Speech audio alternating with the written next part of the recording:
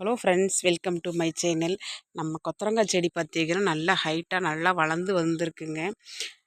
என்னன்னு பார்த்தீங்கன்னா, போன வாரத்தில் நல்லா மழை, செடி நல்லா செழிப்பாக இருந்துச்சு.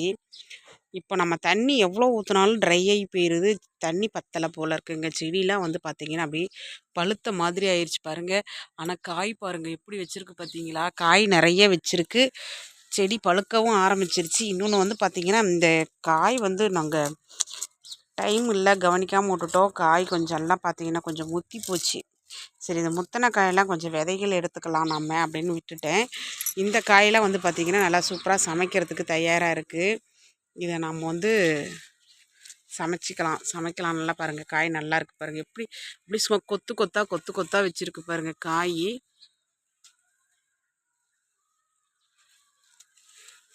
மழை வந்தாலே செடிங்களோடைய இது பார்த்திங்கன்னா வேறு நிலமைங்க.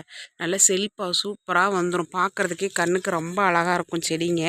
எவ்வளோ தான் நம்ம தண்ணி ஊற்றி வளர்த்தாலும் பார்த்திங்கன்னா, தண்ணி நான் ஊற்றிக்கிட்டே தான் இருக்கேன். இங்கே பாருங்கள், தண்ணி வந்து நான் ஊற்றிக்கிட்டே தான் இருக்கோம். ஆனால் வந்து ட்ரை ஆகி போயிடுது. அந்தளவுக்கு வெயிலுமே அடிக்குது இங்கே. கத்திரிக்காய் வந்து பார்த்திங்கன்னா காலையில் கொஞ்சம் கத்திரிக்காய் பறிச்சாச்சு, சாம்பாருக்கு பறிச்சாச்சு. பறித்ததும் பார்த்திங்கன்னா இது இலை மரவில் பார்த்திங்கன்னா காய் இருக்கிறதே தெரியறதில்ல.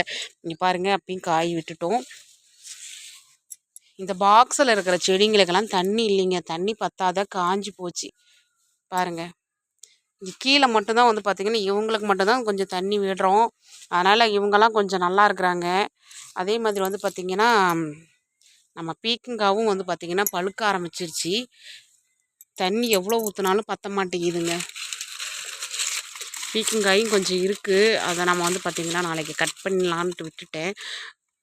சின்ன சின்ன காயாக தான் இருக்குது. ஆனால் சின்ன காய் தான் இருக்குது. ஆனால் தண்ணி கம்மியாக இருக்கிறனால பார்த்திங்கன்னா காயெல்லாம் ஒரு மாதிரி அப்படியே முத்தின மாதிரி ஆயிடுச்சு காய். இப்போவே பாருங்கள், நிறைய பாருங்கள் பீக்கங்காய் நிறையா இருக்குது. இப்போ வந்து பார்த்திங்கன்னா நிறைய சொத்து காய் வைக்கிது பீக்கங்காய்.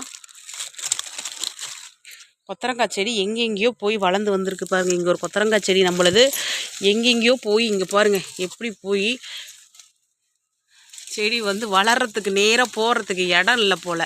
ஏன்னா இந்த இடத்துல வந்து நம்ம பீக்கங்காய் கொடி போட்டதுனால பார்த்திங்கன்னா கொடி வந்து வளைஞ்சி வந்ததுனால பார்த்திங்கன்னா இந்த செடி அப்படியே வளைஞ்சிக்கிட்டே போய் அது வரைக்கும் போயிடுச்சு. காய் பாருங்கள் நிறைய வச்சுருக்கு. கொத்தரங்காய் வந்து பார்த்திங்கன்னா ஒரு பொரியலுக்கு தேவையான காய் இருக்குது. எவ்வளோ தான் நம்ம தண்ணி ஊற்றினாலும் மழை வர மாதிரி, மழை வந்தால் இந்த செடிங்கள்லாம் வந்து பார்த்திங்கன்னா எவ்வளோ செழிப்பாக இருக்கும். மழை இல்லாதனால பார்த்திங்கன்னா செடிகள்லாம் கொஞ்சம் அப்படியே டல் ஆயிடுச்சுங்க.